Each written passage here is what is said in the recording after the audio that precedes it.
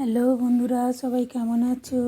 দেখো আমি ঘুগনি রান্না করছি। কড়াইতে তেল দিয়েছি, তার মধ্যে ফোড়ন দিয়েছি তেজপাতা, জিরে এবং আলুগুলো দিয়ে দিয়েছি। আলুগুলো ভাজা ভাজা হয়ে গেলে পেঁয়াজ দিচ্ছি। পেঁয়াজগুলো ভাজা ভাজা হয়ে গেলে পেঁয়াজ আলু একসঙ্গে খুব ভালো করে লাল করে ভেজে নিচ্ছি।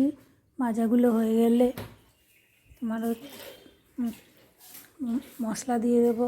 মশলা আদা, পেঁয়াজ, রসুন, জিরা, লঙ্কা সব একসঙ্গে বেটে নিয়েছি। মশলা ভাজা হয়ে গেলে এই দেখো মশলা দিয়ে দিচ্ছি।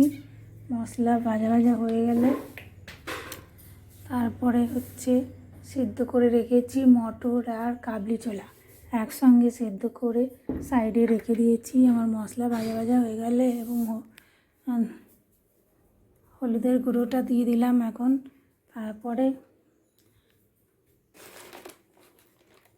আবার একটু ভালো করে ভেজে নিচ্ছি।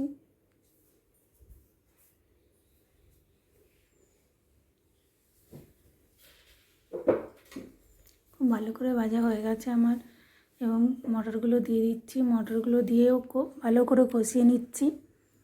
ভালো করে কষিয়ে নেব। মটরগুলো দেওয়ার পরে স্বাদ মতন লবণ দিয়ে দেবো। তো দেখো ভালো করে কষিয়ে নিচ্ছি। তারপরে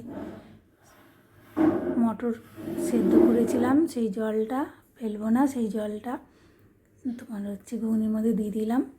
দিয়ে দেখো আমার ঘুগনিটা পুরো সম্পূর্ণ রেডি হয়ে গেল।